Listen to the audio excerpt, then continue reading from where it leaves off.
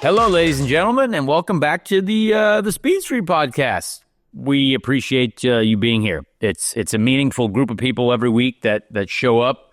Even if you're here once a month, once a year, once a week, once a day, if you're a true Speed Street fan, hey, that's cool. We got a lot of episodes you can check out. You can go deep into the archives, dig deep, and find some maybe little nuggets that you might enjoy.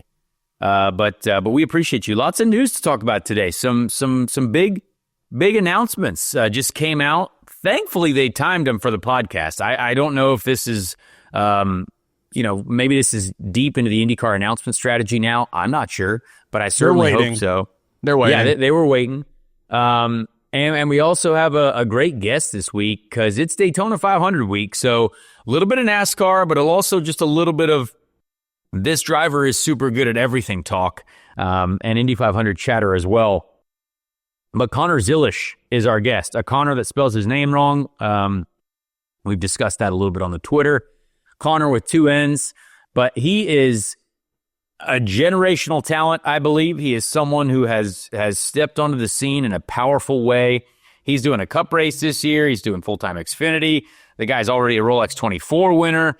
Lots of big things for this young human being, and I'm excited. I'm excited for you guys to hear this. It was a tremendous interview, like very good conversation overall. So, Chase, are you excited for that one? You excited for the folks to hear? Yeah, I'm also excited to have my microphone back. So in this interview, I did not have my microphone. You could hear people on four-wheelers briefly until I muted the mic. So it's going to be fun. But yeah, he had some amazing answers. He is definitely a phenom in the racing world. And I love that kid mainly because he recognizes Indy 5 and Coke 6 in his vocabulary. So yeah. There you go. Respectful. So let's get into some of the news that just came out today. I've got a press release to read, and I'm sure some people will kind of know how I feel about this, but Doug Boles has been named president of IndyCar and the Indianapolis Motor Speedway. Big title, big change of folks. So I've got the release here because there's a few people that are moving around, and we want to make sure that everyone is recognized for who has been moved into what position. So Doug Boles will serve as president of both IndyCar and the Indianapolis Motor Speedway, succeeding Jay Fry. Mark Sibla will be promoted to senior vice president, IndyCar competition and operations. Known Mark a long time, good guy. Kyle Novak, who obviously we all know Kyle Novak. He's in the steward's booth out there handing out penalties and stuff like that. Kyle Novak will become IndyCar's vice president of officiating and race control. Alex Damron has been named Chief Marketing Officer for IndyCar, while also continuing as Vice President of Corporate Communications for Penske Entertainment. Alex Damron's been with IndyCar a long time. He's out there grinding in the streets. I respect what he's done for our series and for our sport. And Lewis Kissinger will be promoted to General Manager of the Indianapolis Motor Speedway operations. General Manager, Indianapolis Motor Speedway operations. Lewis, also a very smart person, very smart guy. All these names are names that I feel like I've known a long time, and names that we should be proud that are affiliated with IndyCar and the Indianapolis Motor Speedway. But this is a big move. This is, I think a lot of people were either speculating who's going to go where, what's going to do, how are we going to take IndyCar to the next generation. Doug Boles, for those who don't know, and you probably do, Doug Boles is my stepdad. So, this gives the haters a lot of fuel because they're going to be like, anything that I do is definitely, Doug's doing something.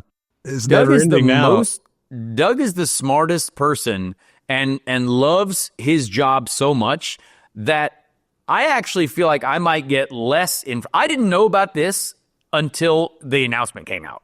So if you think I'm out here like learning information, Doug tried to call me to tell me about 10 minutes before this release went out. I was on a call with other people and I couldn't take it. So I want, Doug is the most professional in the way he handles things. I am obviously a part of the IndyCar Racing Series. We know that. Shout out. But this guy cares more about the success of the sport and more about where we are headed as a group, the business, the vibes, the excitement, the product more than anyone else that I've ever met, the guy understands the history of the sport. Also understands what the future might look like too. So I think there's no better person at the negotiating table. I think there's no better person as a representative, as president of IndyCar. Now, Jay Fry has done a lot of great things. Let's not forget Jay Fry's achievements. A lot of amazing things that Jay Fry has done, and shout out to Jay Fry. I guess I'm curious to see how this integration works for Doug, because he's obviously, president of two different things now. So how does that work, right? I'm going to have to ask him. He might not tell me. You. I don't know. We might not tell you what got him in this position, Connor. It's when he went snowboarding at the track. That's Maybe that was it. Okay, that I had never seen a guy that could rip top quite like Doug in the snow. But all jokes aside, Doug's one of those guys, man. I kind of got to know him a little bit. I think at the Indy 500, I talked with him briefly, and he's one of those people, man, where like his energy radiates off of him. Like you can feel like what you're describing, that seriousness, that passion that he has. It's like that's all like compact in one interaction. At least that's the way it felt for me when talking with him. So couldn't have had a better choice of guy to put into the president position. I'm very excited. I was already excited for the future of the sport. Now multiply that by about 55, 57. Why those numbers, don't really know, but I think that's a fair estimate. Doug is someone who wakes up in the morning and lives and breathes IMS. He wakes up earlier than all of us. He goes to sleep late because he's probably trying to do something for IndyCar, or my mother, which is he does an incredible job with our family. He does. I actually wish, as a human being, when it comes to working hard, when it comes to being a good representative for a community, which is our community, essentially, there is no better person. I truly, and I've seen a lot of amazing people that I think have come through this sport, and every name that I read on that list, I really respect the heck out of all these people that have either been upgraded or repositioned. I mean, there's an amazing group of people that I believe that we have in our sport, and all of these things are pointing the right way, I believe. Like you said, Chase, we're going to go to the moon. Mm-hmm. Maybe Doug's got the rocket ship keys. You know what I mean? I hope he's got the rocket ship keys. I definitely got him a spare in the beginning of time. I'll put it that way. Because we've always been going to the moon. I think people are just now starting to believe it, though. And that's what's beautiful. And so, feel free. I think folks, if they want to debate it, absolutely go for it. I mean, everyone's got a differing opinion on things, but when you see what he's done with the track, when you see what he does with the fans, when you see what he does with just trying to get people to pay attention to what we're doing, I just don't think there's anyone who is as hands-on, and who, like, the guy's also, the guy passed the bar. He's a lawyer. He knows law. He's got a law degree. The guy is one of the smartest people that I think you can ever imagine. He ran a race team, Panther Racing, back in the day. The guy has called races, has been a spotter in the IndyCar Series. I mean, he's done it all from the ground level. Talk about his integrity, too. What year was it, Connor? You might remember this. There was a year, I think it was during one of the NASCAR IndyCar crossover weeks, like in 2022 or 2023. They had something go on the track. He literally is out there in a suit with a shovel. He's running out there to make repairs on the track. Like, who does that in his position? I think it's, I obviously, we have a certain opinion, and anyone can have their own as well. But despite him being a part of my family, I think if you just look at what the guy does, it's hard to argue with. That's how you run a successful event. That's how you build a good relationship with your employees, with your people. Doug goes and talks to the yellow shirts at the track, make sure everyone's taken care of.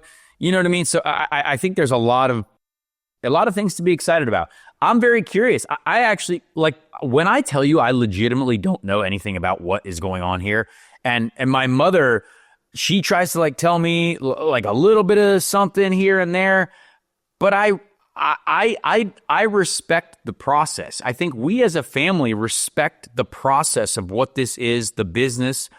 I'm trying to work my butt off. Doug's trying to work his butt off, right?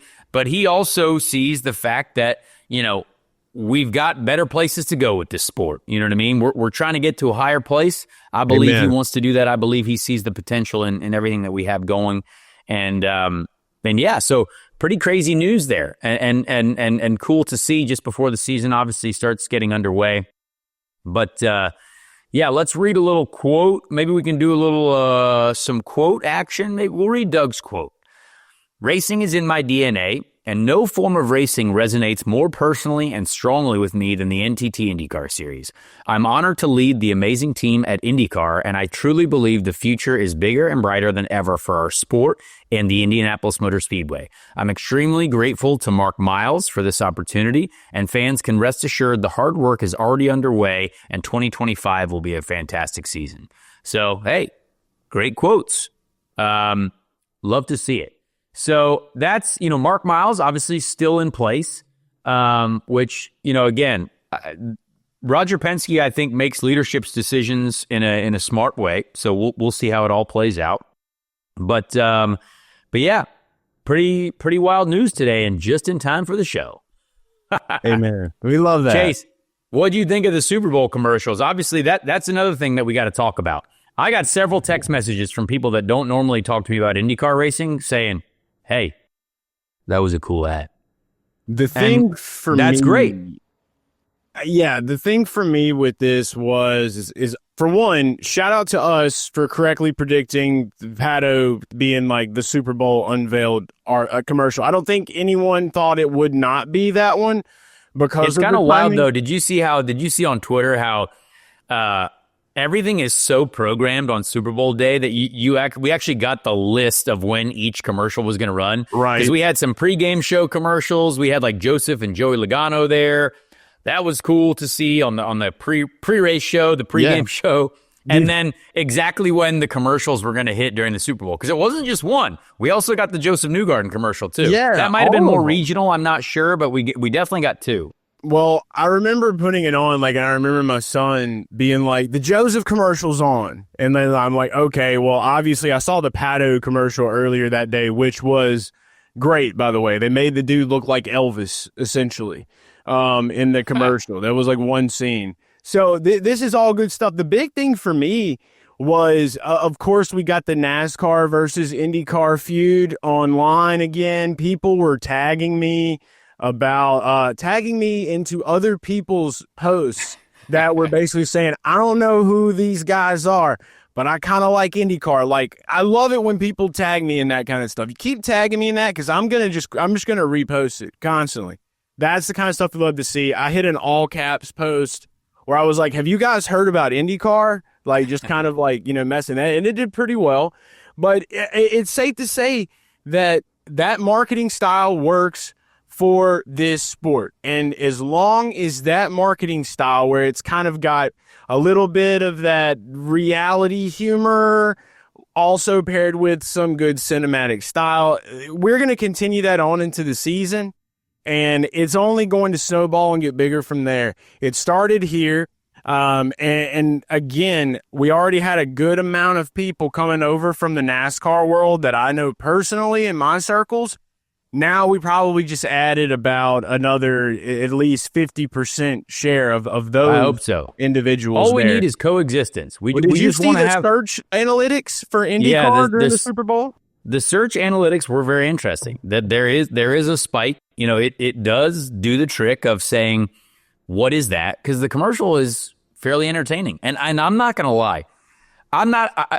We've determined that Chiefs, the Chiefs are IndyCar fans. We know that Travis Kelce, Taylor Swift, they're IndyCar fans by proxy. We know that. And I don't have any connections to the Eagles. I had a friend that used to play on the Eagles. That was about it.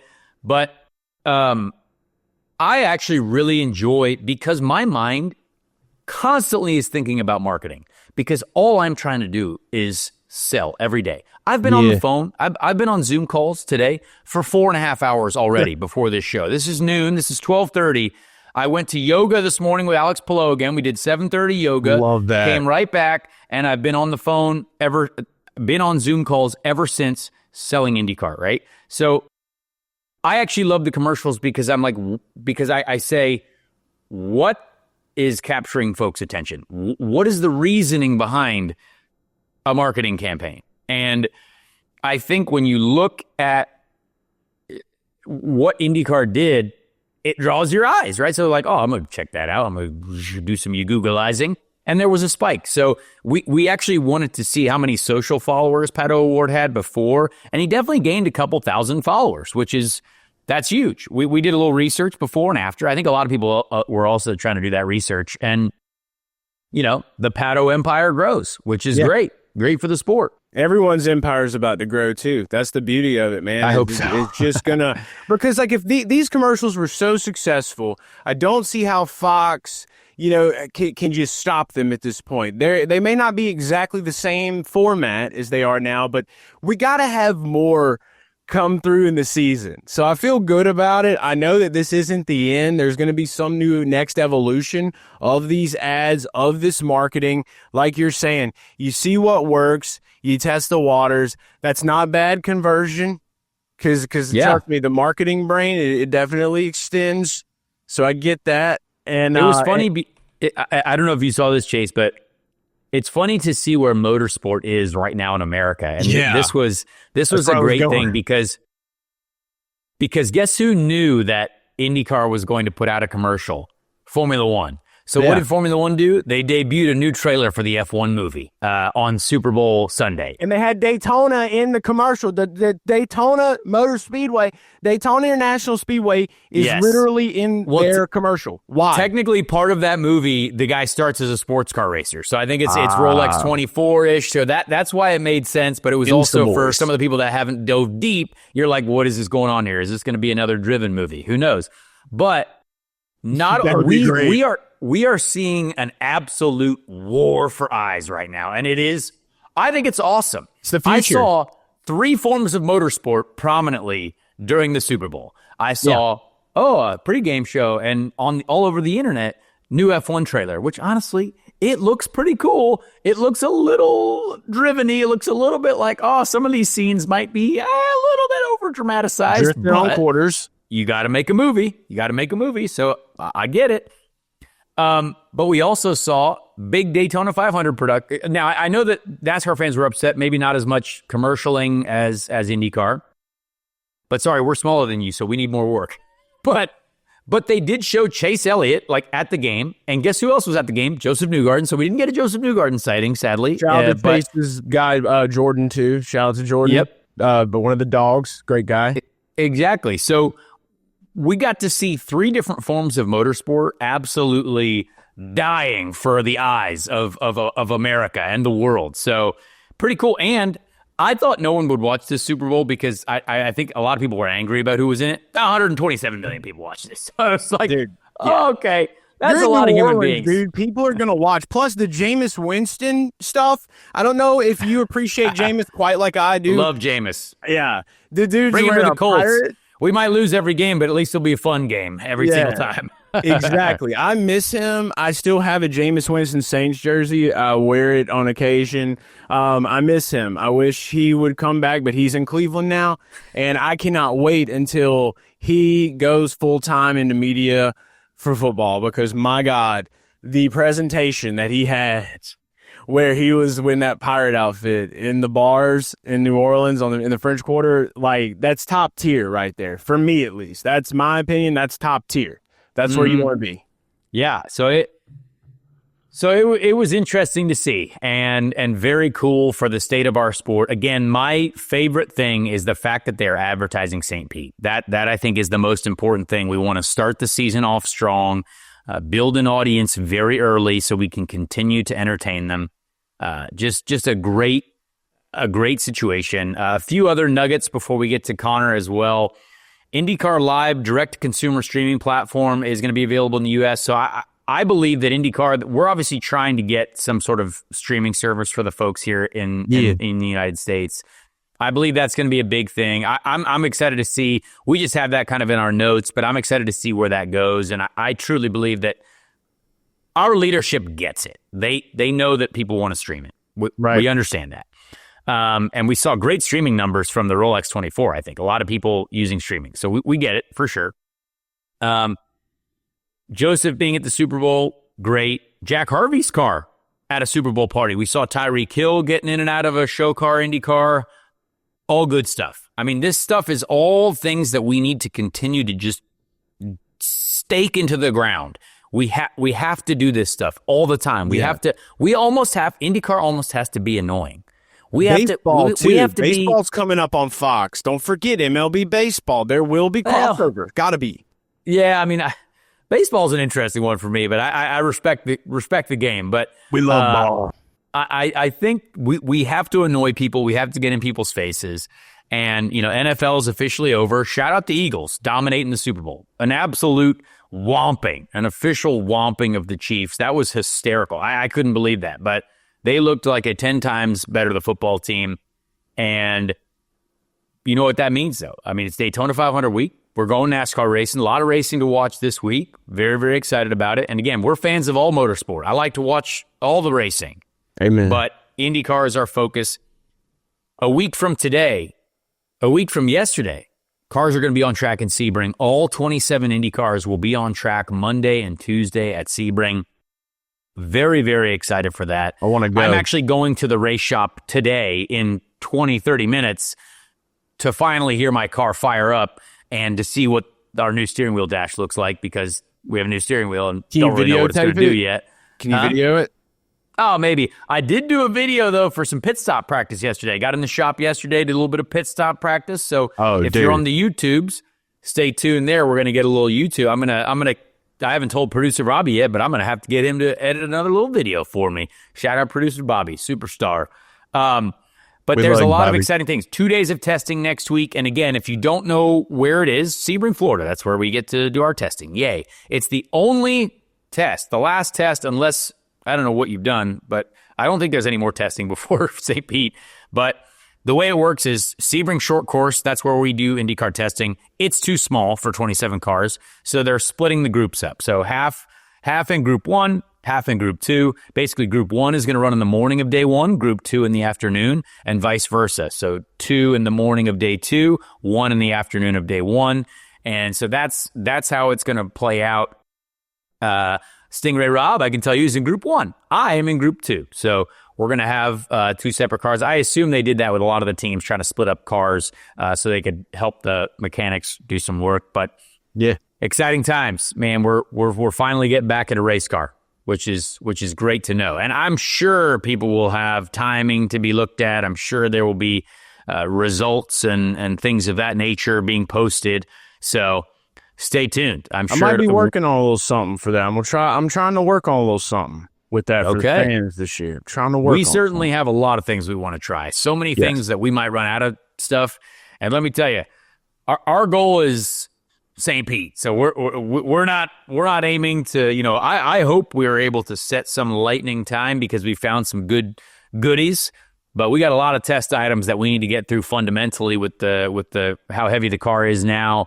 And just road course, street course prep in general. So gonna be exciting to get down there. We're getting back in a car. I just want to go to Sebring where they have I've been told I need to go there for years now, especially during like an IMSA race, because they have like a guy that has shrunken heads in the infield or something. I don't know. It's a pretty wild story. I just kind of want to see it with my own two, like it's like the what Sebring 12 hours is a wild one. That's definitely another race that I wish I could do again. Getting on the podium at the Sebring 12-hour was one of the most fun experiences of my young career. So that's definitely a race that you got to go to if you haven't been to yet either. Do you think IndyCar would ever have, what would it take for IndyCar to go rip at Sebring, officially? It's the track is far too bumpy for an IndyCar. I think there are literal ledges on the track, so I don't think the IndyCar would work very well. Fresh on the repave Sebring is full the only course. way. Yeah, something like that. Yeah. But yeah, so with that, I think one thing that I wanted to mention as well, this is maybe a fun fact. I got a FaceTime call during the Super Bowl. Mm-hmm. And I was like, oh, my phone's ringing. What's going on? Oh, it was Travis Pastrana, obviously. Travis FaceTime me in the middle of, oddly enough, it was so well timed. He was FaceTiming me to ask when my IndyCar commercial was. While Joseph Newgarden's commercial was playing. He called me, I answered. He's like, hey, when is your IndyCar commercial playing? What the heck?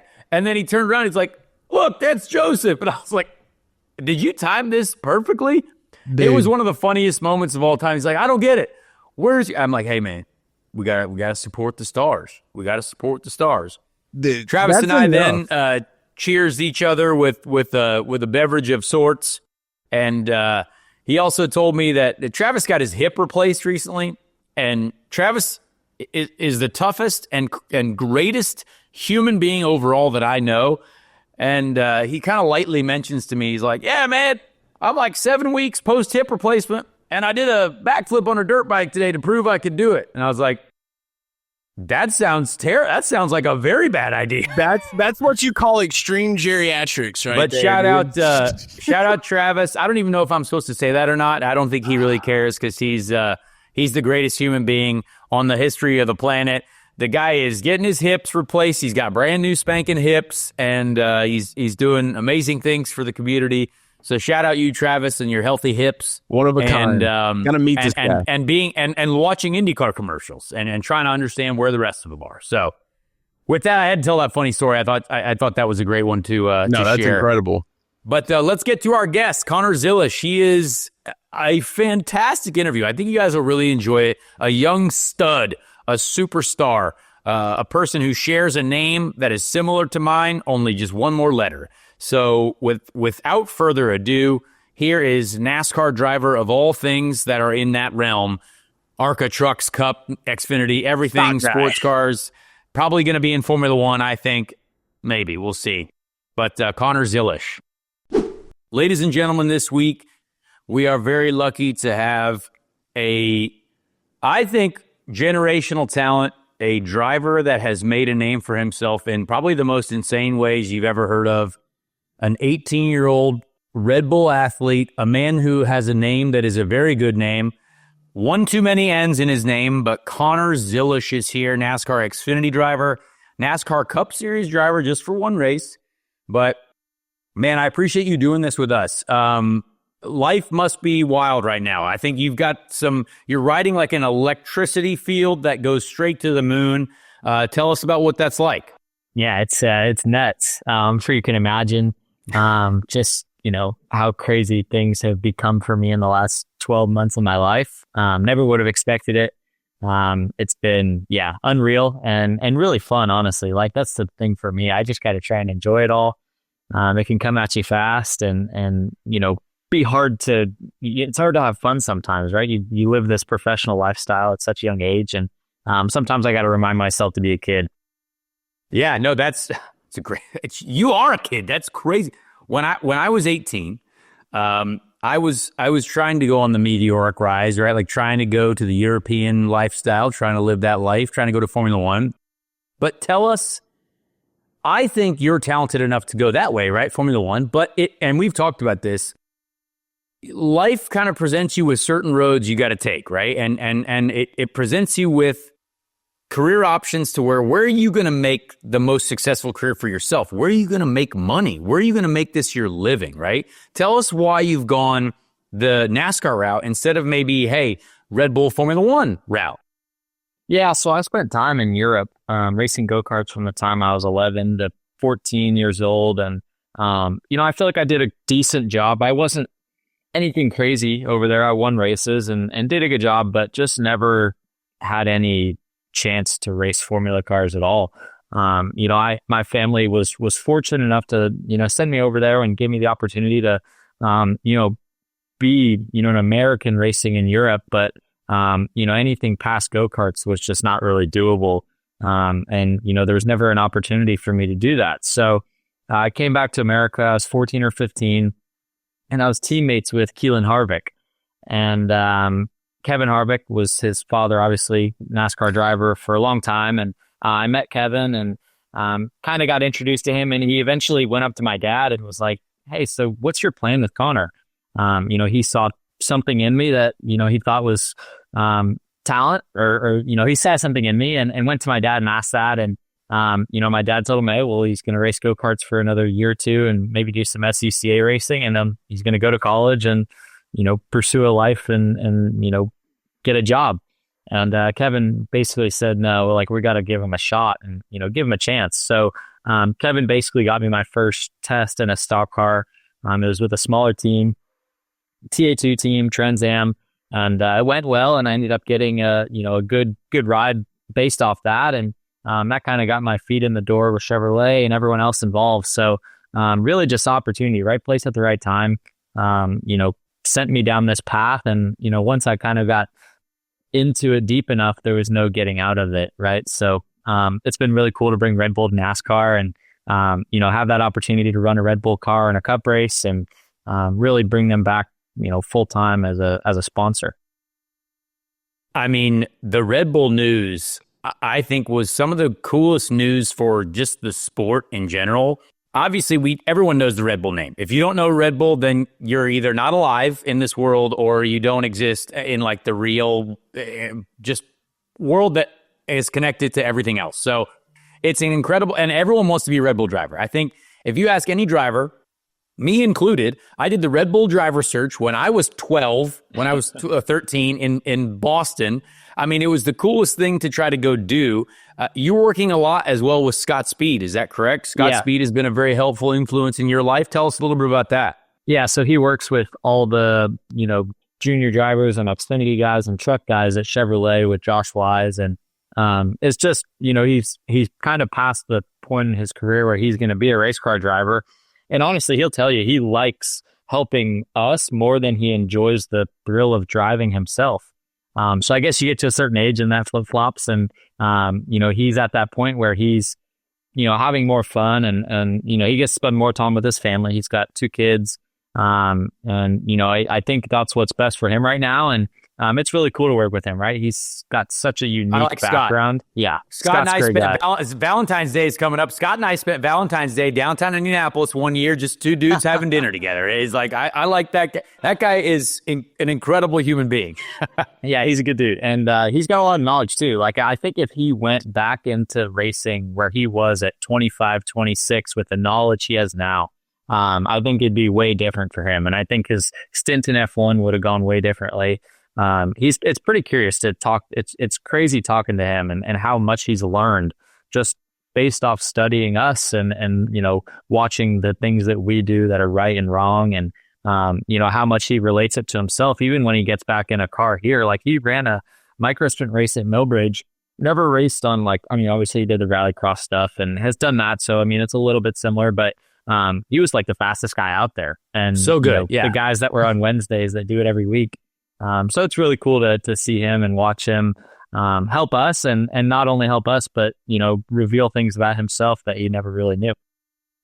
So do you consider yourself a road course guy or an oval guy? Because you're now in the Xfinity series, lots of ovals, but you've already won and road course guy, right? So would you consider yourself a road course guy or are we ovaling? What do you think? I'd still consider myself a road course guy. Like, when I show up to a road course, I feel like I am the guy to beat, or I should have a chance to win. When I show up to an oval, I could run, top 5 one day, and then I could go the next time and run 25th. And I feel like that's just part of NASCAR, honestly. I feel like, well, it's crazy, the swings and even in the Cup Series, there's guys that'll, go out and win 3 races in a row or something like that and have a crazy run. And then, 2 months later, they can't finish inside the top 10. And it's kind of just something that I've had to learn and deal with. There's not a lot of consistency, and it's kind of just ebbs and flows of the teams and how it all operates. But it's been really cool to learn ovals, right? My first one was 2.5 years ago now. So I'm still pretty fresh to it, but I'm sure you. I was that guy running 25th, by the way, in Homestead when we were racing trucks together. I was 20th, dude. I wasn't much better. I was struggling my face off at that rate. I know. That was a tough one. That place is tough. That was my worst oval that I did in the Xfinity car. But anyway, it's tough. You go to certain places and they're just different. And I've definitely had places where I struggled at more than others. Richmond in a truck was tough for me. There's places that are tough, but at the end of the day, I grew up racing go-karts. I grew up on road courses, and, that's kind of my bread and butter, what I'm comfortable at. But I feel like I am getting better progressively on ovals. It's just, going to take me a little bit longer. And that trust me, I was a road course guy too, and now I love oval. So I feel like you definitely will understand that. Chase, I'm going to let you jump in here now. Yeah, Connor, you are described as what I would call a phenom. I've done a lot of research looking at, into your career, and I guess the big thing that I want to know is, when was the moment, if you can take us back there, that you realized you like speed? Because regardless of what you're driving, the root of this, I feel like, just has to be speed at some point, right? Like, what was that moment for you when you realized, like, this is all you wanted to do? I think it was like the first time I ever got a new go-kart. I was 4.5 years old. Honestly, I don't even remember it, but the lady who ran, it was at Carolina Motorsports Park, and the lady who kind of operated and managed the track, she told me a couple of years ago, she's like, ever since the first time I saw you on that track, you're 4.5 years old and like just no fear. And I can't recall it, right? I was a baby. But I feel like ever since I started, it's just something that I love doing. I had a passion for it. I played soccer all when I was growing up, and I was actually really good at soccer too. I don't think that's something people don't know about me, but I made the state team. I don't know, I was 11 years old or 10 years old, and I was gonna play both soccer and also race on some weekends. And I told the soccer team, hey, I'm gonna miss a few races, or I'm gonna miss a few games for these go-kart races that I'm doing. And they told me that I couldn't play on the team anymore. So that's when I had to decide between soccer and racing. And thankfully I picked racing. I don't think I'd be anything as a soccer player, even though it was good. But yeah, I kind of just loved it from the moment I started. I knew it's what I wanted to do from day one. And it's just such a special sport. I think anyone who races, you can describe the feeling as much as you want, but until you're actually behind the wheel and doing it, it's kind of just hard to explain to someone who doesn't get it. I would like to know, so far in your career, what has been that moment to where you're like, holy crap, I'm here? Because for me personally, like when I qualified for my very first Indy 500, I was 21, so way older than you're at now.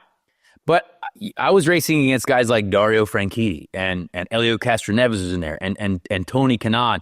And those guys were guys that I looked up to, and I was like, this is crazy. You know what I mean? But you're already at 18 doing the Rolex 24 with Shane Van Gisbergen and Scott McLaughlin. Like, these dudes are already psychopaths behind the wheel in a good way. You know what I mean? What has been that moment, the biggest moment for you now, where you're like, oh, okay, this is pretty sweet?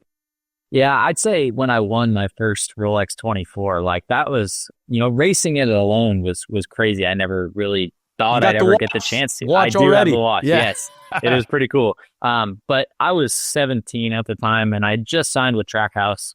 Not many people really knew too much about me at the time. But going out and winning that race first try was crazy. I went in the race with no expectations, right? I'd never done an endurance race. I'd never driven a downforce car. No expectations. And even though you have three teammates who kind of, can carry you along, or you can carry them along, I feel like I did my part in that race, and was top 5 of all the LMP2 guys out there that last year. So, I carried my weight with my team, and that race was pretty crazy. Just, I was thinking about the guys who could have been passing me, like all the guys who have been in sports cars forever, and all the guys I was racing around. Scott McLaughlin was in that race, and I remember with like 2 or 3 hours to go, I was passing a United car, and it was on the banking, and I stared over to see what the helmet was, and it had like Mission Foods on it, and I was like, that's Pato Award. And I'm like, I'm this kid, and I'm passing like Pato Award. That's kind of when pretty I was good. like, man, this is crazy. But yeah, I mean, all last year, every kind of debut that I had, every time you make a debut in a series, it's like, one step up, you're like, man, this is it. And then you get to the next one and you're like, man, this is it. So I think I'm going to have a bit of that next month when I go to COTA and make my Cup debut. It's going to be pretty crazy for me at 18 years old to, make a start in the highest level of NASCAR. So I feel like I still shock myself every time I kind of get into a new series or race against new guys. It's always kind of, just like, wow, this is really, what I'm doing. This is really my life. And I think that's part of some of the coolest parts about it is just those moments where you kind of sit back and think to yourself, you're like, this is crazy. But yeah, my first one was probably the 24, winning the 24. See, I love that because I think I'm a race fan, right? Like I am very lucky to get to do what I do. I'm, going to go try to win as many races as I can win. And I've lived this life and it's been crazy, but there are still so many moments that I think seeing you enjoy it as a young driver, I think is really cool. And sometimes, I don't know what it feels like because it's been so long ago now that I've had that like young, everything is sweet type moment, but I feel like I try to enjoy it. And I'm glad that you are enjoying it because there is so much about this sport that when you're successful as you are, you can easily become like kind of like a douche and just be like, oh, like, well, I'm just here to, we got to, next race is the big race. We got to win. You know what I mean? But like, dude, you seem like you're having a great time, which I think is super important. And I think people are going to really respect that as you go through the ranks. Does it seem like that? Is that an accurate way to describe kind of how you're looking at things? Yeah, that's really accurate. And that's something that I've kind of had to learn throughout the years, right? I see guys who I'm racing against that are, close to my age or my age. And when they don't finish well, they're just miserable. And, I feel like I'm lucky because I have had a lot of good results and, I've done well. But, it's something that my dad told me from the day I started racing till now, right? If you're not having fun, you're not doing it right. And, I kind of remind myself that often because at the end of the day, we're race car drivers. Like there's not many jobs that I'd rather have than being a race car driver. And that's something that I kind of just have to remind myself through the good days and the bad. You're going to have bad days in this sport. There's 35 guys that show up to race every week and only one can win.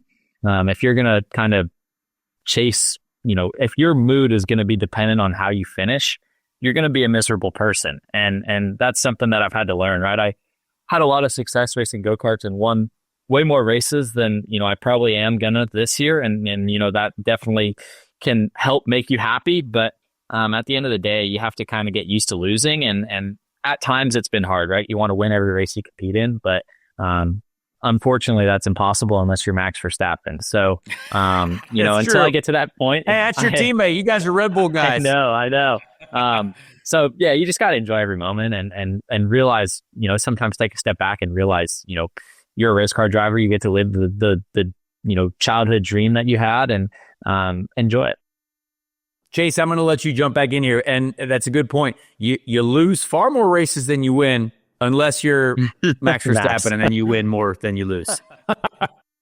Yeah, so I want to just kind of know, like right now, with you being so young, have you ran into any guys in the paddock that you've maybe had a little bit of beef with? I saw online you had some beef with Riley Herbst during Thanksgiving about turkey and stuff. So like, who that was who one you, of like, the really AI close? generated websites making a article about me.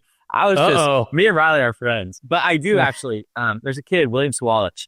And we raced ARCA all year long against each other, and he was in the Joe Gibbs car. So any kid who gets in the Joe Gibbs car in ARCA usually runs well, and that car is in ARCA is like a cup car in a late model field. So my car was really good too, and I had a really fast car at most races we went to. But I think I won 4 or 5 of the 8 races we did in the East schedule.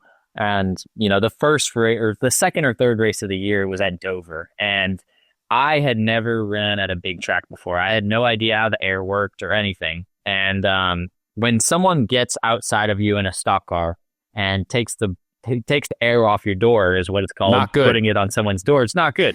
And we went off on a restart, and I was inside of him at Dover, a fast, mile, high-banked concrete track. And he entered basically on my door, and I got loose underneath him, took him out and crashed him, and ended up winning the race. It was for the lead, and went on to win the race. And then we went to Iowa a few weeks later, and he was running, and we were 1-2, and I had been way faster the whole race. And a late race restart, we get a few late race restarts, and he is just like putting it on my door, on restarts, like slamming into me. And I'm just like, what are we doing here? Like, I watched this race, by the way. I did watch it. It was wild. He had to make a statement. That's what was happening. So he was trying to get back at me. And, I understand it. I know how it is. And, when someone does something to you, you want to get back at them. But it was just over the top, right? He was trying to wreck me, like, flat out. And I ended up winning the race again. And even though he, went through all that, I still won the race. And I texted him after the race. And I was like, look, we're going to be racing against each other for a long time. Like, he's going to end up racing in Cup one day. He's pretty good. I mean, he has talent for sure. But we're going to end up racing against each other, down the road one day. And I told him, I was like, look, if you want to race like this every week next year when we're racing Xfinity, all the power to you. But if you do, I promise you I'm going to make it miserable on you. It's not going to be fun. And I love that. After that, the rest of the year, I feel like we had a good, we race well with each other. And even at the beginning of the year, I'd try and like talk them off the track. And it was just kind of like, he didn't want to talk to me. And I get it, right? Some people deal with competition different ways than others. But we had our ins and outs, but by the end of the year, I feel like we were pretty sorted. And for some reason, even in the truck and Xfinity races we always were around each other, no matter what. But we found our way, and by the end of the year, we raced with respect and feel like we did race clean. But it was kind of funny throughout the year. Just, I never want to have to text a guy and be like, look, I don't want you racing me like this. But it got to the point where I had to text him and be like, look, you can race me like this, but I promise you it's not going to be fun if you do. So there's going to be guys like that this year that I race against, I'm sure, in Xfinity. There's so many guys out there that, even just watching the races, I'm like, this is going to be a pain. But, it's going to be fun just dishing it back. And that's the good thing about NASCAR. It's not policed by stewards. It's policed by the drivers. So the streets, if someone does some shit to you, you can do it back to them and even worse. Yeah, I'm looking forward to it. It's going to be fun. Hopefully I don't have anybody too bad, but we'll see. Yeah, I think it'll be very, very exciting to watch. So with this Red Bull relationship, you mentioned Max Verstappen, and I know you guys did a little bit of a fun like commercial thing or something with Liam Lawson and the Visa Cash App RB guys or whatever their name is now. How much interaction have you had with some of the F1 Red Bull camp guys? Has there been any cool interactions with those guys and working with them in a few different kind of PR activations, or has there been more chat about the driving side as well with them? Yeah, so we did that, YouTube video for Red Bull. I watched it, by the way. Great video. Yeah, it's a good video. It was cool. It was cool. I mean, it's tough when, when they make YouTube videos and stuff like that, they have to go by an algorithm, right? They have to make it a game and do tasks and stuff. So it wasn't just like we could go out there and race each other. And actually, at the end of the day, Red Bull or F1 drivers, they all have like, on race weekends, they'll have like from 2 to 3, we have this. And from 2:30 to 3:30, we have this. Like, those schedules are tight. Like, crazy. When 6 o'clock hits, they got to go. There's no give and take. So they had a cutoff at 6 o'clock, and we were supposed to have all 4 of us go out. There's 4 cars, and we were going to all go out and race against each other. The 2 Red Bull guys, or the 2 F1 guys, and then Shane and I.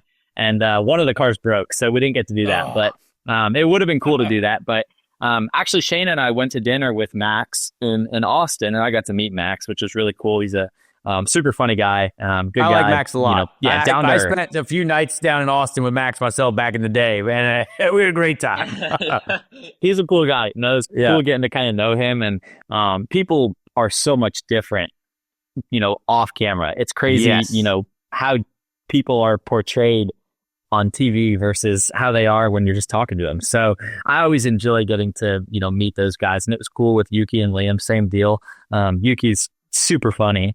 Just like different sense of humor. And Liam is obviously him and SVG were cracking jokes with each other, the Kiwis. So, it was really cool to meet all those guys. And that's one thing I always enjoy doing is meeting people and understanding who they are versus who, TV makes them seem like they are. So, Drive to Survive isn't all it's cracked up to be. Trust me, knowing some of those guys as well from having raced with them back in the day, it's amazing what the world has painted this picture of some of these guys to be like, oh my gosh, you guys have no idea. Yeah. But how much interaction have you had with Helmut Marko? Has there been a lot of communication, or is there, like, let's say you go out and win everything in Xfinity and you go straight to Cup and you're like, yeah, I'm going to win that stuff too.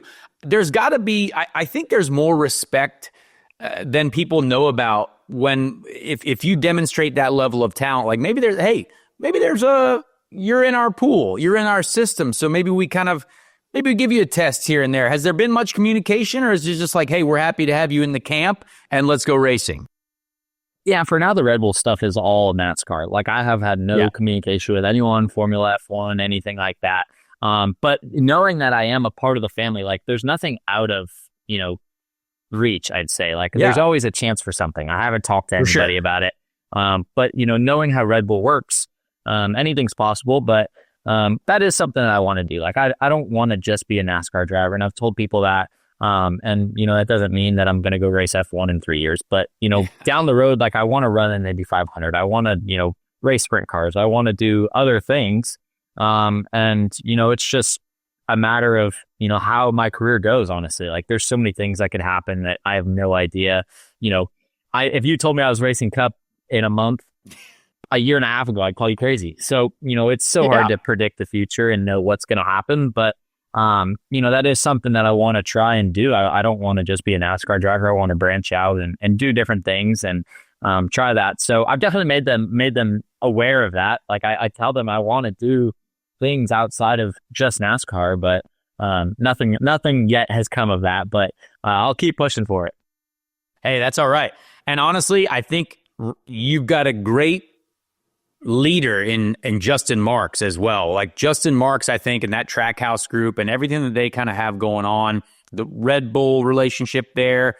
I mean, that guy, I know that's a one Cup race, but that's a really good group. And I know Justin likes to do crazy stuff. He loves the idea of, hey, Indy 500, we got this going on. I think it would be fantastic to see you in the Indy 500. And, Justin would be the guy to make that happen, right? He wants to take cool chances doing cool things. I could see it happening. Yeah. No, I mean, 100%. He's expressed interest about it. And same thing with the Rolex 24. Like, that came together in 5 or 6 months. Like, how was that, by the way? What was that working with those two guys, like Scott and Shane particularly? Because, like, I was texting Scott that whole race trying to figure out, and I knew what was going on and what you guys were fighting and stuff like that. But that had to have been cool working with those guys. I mean, I know there was 4 of you. We don't want to shame number 4, Ben Keating, right? He's your 4th. Ben. Yeah, Ben's a great guy. Yeah, he great is. Guy. Ben, great guy. But the 3 of you guys, I mean, those are like household names in the sport, right? Yeah, no, it was so fun. Scott, I didn't know Scott too much previously, honestly. Like, we had run into each other, but those guys are so fun, busting my balls and just having, off the track, not even just how talented they are in a race car, but getting to know them as people off the track was so cool. And I'm really glad that I was able to be teammates with them and learn from them. Obviously they are, much further along in their career than I am and have a lot of experience, and getting to just get their data and look at the way they drive and everything about it was so cool, and they treated me like a little brother, and we had a lot of fun together. So I hope we can do it again sometime down the road, and Justin already has said that he wants to do it again, so hopefully it can happen, and I think Scott's actually driving the Penske GTP car next week in an IMSA test. Yeah, that's gonna be cool. So hopefully it doesn't leave us for that, but it would be really cool to do that again with those guys and try and get a better result, because I messed that one up this year, but it was really fun. Just they were so much fun to work with, and it was really cool getting to know both of them better than I already did. Yeah, big coffee guys too. Huh? A lot of coffee being spread. We saw the I was like their little pledge in a frat. But it was great. Chase, I'll give you one more here for Connor before we let him jump out of here. Yeah. So you were talking about Justin Marks. That's one guy that kind of fascinates me. I feel like this dude's like climbing mountains with shamans and things like that. I wanted to ask you, like, what about him specifically maybe is different from other guys that you've worked with in his role since you've been in motorsports? How's the psychology with him, and what just kind of makes him different and stand out? Yeah, Justin is just such a forward thinker, and we needed that in motorsports. Just someone who is willing to try things differently and do things differently, and step outside the box and do things his own way. It's been really fun getting to work with him, and he wants the best for all his drivers, and he wants us all to succeed. And The way he runs his business, all the employees at the shop love working at Trackhouse. And it's just been, such a fun community to work with. And Justin just wants to keep growing. There's no stopping, what he wants to do. And, when he puts something to mind and wants to do something, he's going to make it happen. And I think that's one of the coolest parts about it is, I can go to him with ideas and I never feel like an idea is done. And that's one of the best parts about it is, just being able to go to my owner and say, hey, I want to do this, or I want to try and work to this down the road. And I don't feel like I'm ever, oh, that's like, you're crazy for thinking that. So, I'm glad that he is, an out of the box thinker and a forward thinker and, wants to progress into something, crazy and wants to, progress into something that's going to be big one day. And even though Trackhouse already is big, he wants to continue to grow and make the team a championship team. And I'm really glad to be a part of it. I love that. Yeah, Justin, great guy. I have a lot of respect for him. Now, this is an IndyCar podcast, so I know we haven't talked a ton about IndyCar, but before I let you go, I want to get your feel on the IndyCar vibes right now, what it's looking like. Do you like to follow it?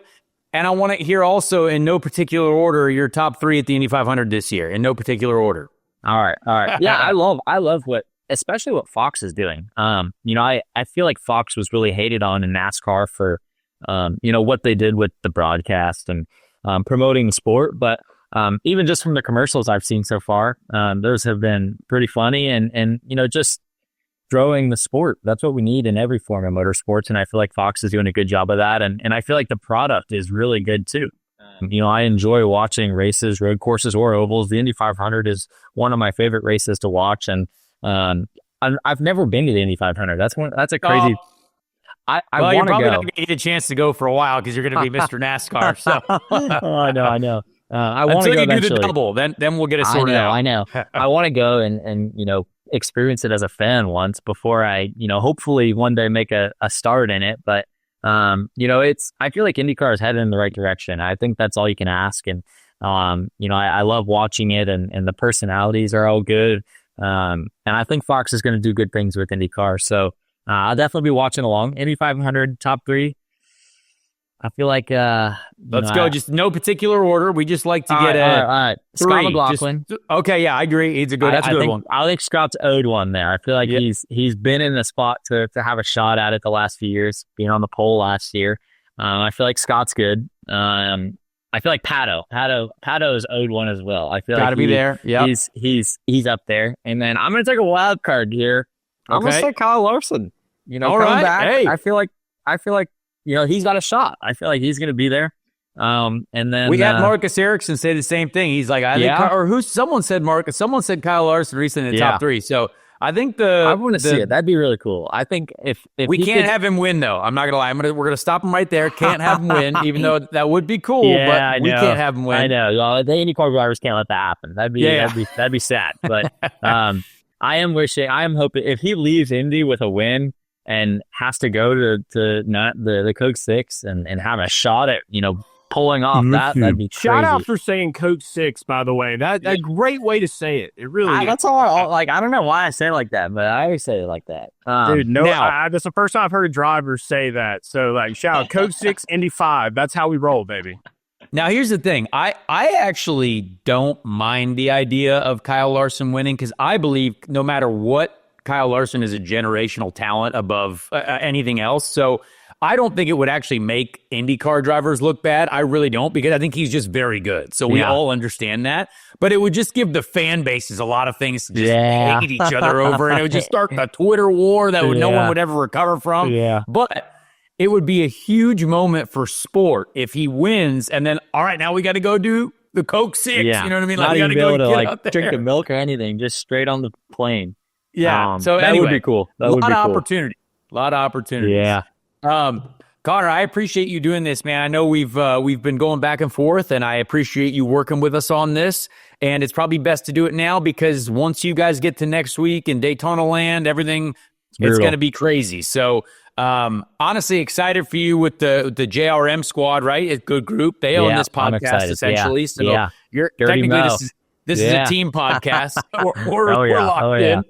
But yeah, man, really excited for you. I think that I just hope everyone gives you time, right? It's not always going to be, we're always winning, right? Everything I tell young drivers is it took Lewis Hamilton 2 years to win the GP2 championship, then get to Formula One. It took people 2 years to do 2 years here, 2 years there to kind of build experience, build your program, and just be able to use what you learn as you keep going. So obviously everyone has a short attention span, so they want it to happen right now. And you've done that. You've been like, oh, he's winning right now. That's the best thing ever. We got to go. It'll slow down eventually.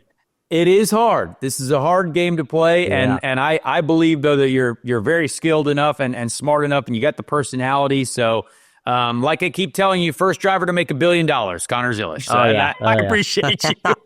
Thank you, Connor's out. Connor's out. Yeah, Value right there. All right.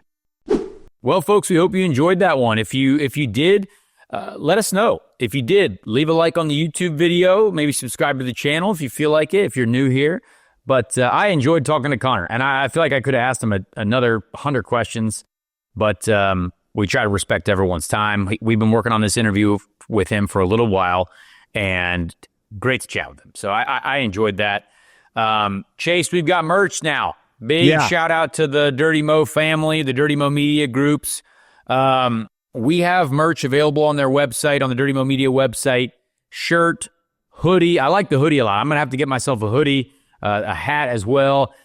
We've also kind of been brainstorming an idea. I think we've got to do a Ricky Treadway Random Indy 500 Driver of the Week type t-shirt. Absolutely. Feel free to send us your ideas on that. Chase has some good ideas on that. I think we can add more to this. So, but for now, you can support us. We appreciate the folks that want to support us. Flat out merch, and there's merch for any other shows as well. So cool to have that. Go check it out. We'll have a link in the description as well of this video on YouTube as well. So with that, let's get to the Ricky Treadway Random Indy 500 Driver of the Week. Greatest event of its kind that's ever been run on. Let's meet the drivers. Who will make up the field?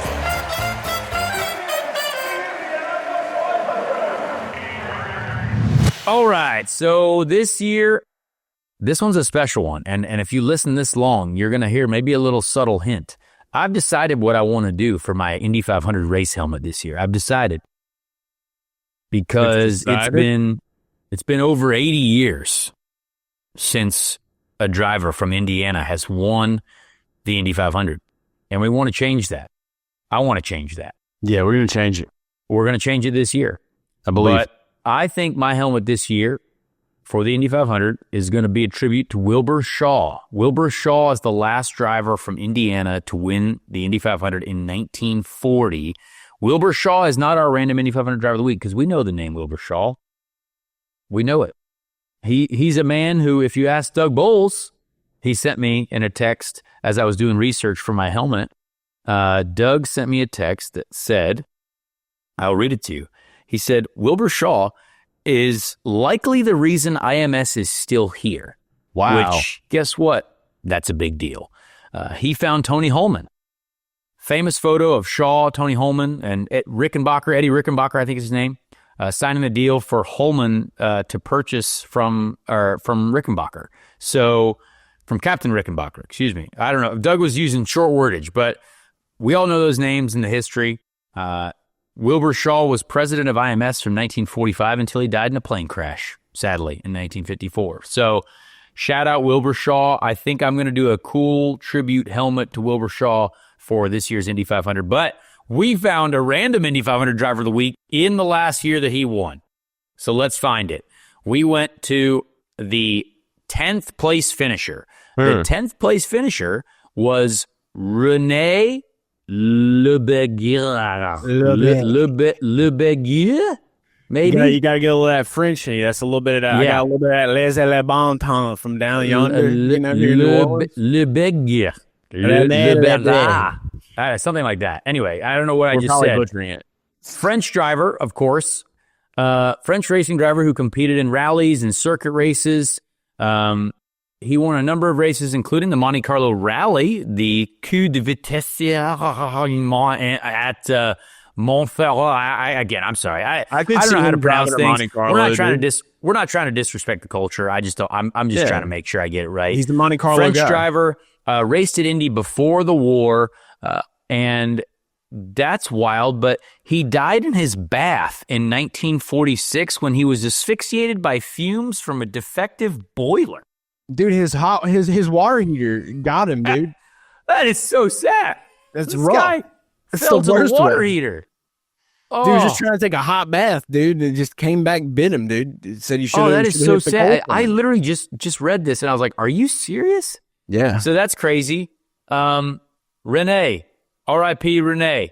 Shout out to you for being an Indy 500 driver. Not having a Wikipedia page, I don't think. I tried to go to the Wikipedia page, but I got that wiki. did you see how many Indy 500s did he do? I do got it pulled up. So from what I can see, when we're taking a look, it says one race run over 2 years, 1940 Indianapolis 500. But it says the best finish was 18th, so I don't think that's right. That might not be the correct. Here is. There can't be more than one Renee. No. Only one Indy 500. You're right. So I just clicked on the Indianapolis Motor Speedway website. A lot of history there. Indianapolis Motor Speedway website. Only the 1940 Indy 500. But he did finish 10th. He did finish 10th. Yeah. I do see that here. I love finding these drivers who have only done the race once. I think that's a really cool thing. So anyway, there's your random Indy 500 driver of the week. Little nuggets. A couple little nuggets in there for you too. Oui. So with that, folks, we appreciate you. Next week's show, I actually have no idea what we're going to do about it because next week's show will be during, we record on Tuesdays. We are obviously on track on Tuesdays, but I'm on track in the morning of Tuesday. So You should do it live from Sebring. yeah, maybe we do a show live from Sebring. I don't know how the internet's going to be in the Sebring area. Normally, probably not great, but we will try to get an episode out as soon as possible. Maybe live during Sebring. I'm not sure. If not, we will try to do it. I would say right after the test. Maybe do a show on Wednesday. And maybe get it out to you just a little bit later because I think it would be important to do the show probably after the St. Pete test just to give everyone a little bit of information. So we should plan a breakdown episode soon too, since we've got St. Pete coming up. I think it would be important. we're going to do power rankings. Power rankings before the season. Go. We're going to go 1 through 27. And we're going to power rank each driver, our preseason power rankings. So we're definitely going to do that. A lot of new fans this year, so I'm sure there's going to be a lot of new listeners on Speed Street. If you are a longtime listener of Speed Street, now is your chance to do your job. You can go out, tell at least one person today about Speed Street because IndyCar is hot, and it's going to stay hot. So they need to be in the know of what's happening. So bring them here. Staying hot. All right, folks, we appreciate you, and we'll see you next week on Speed Street.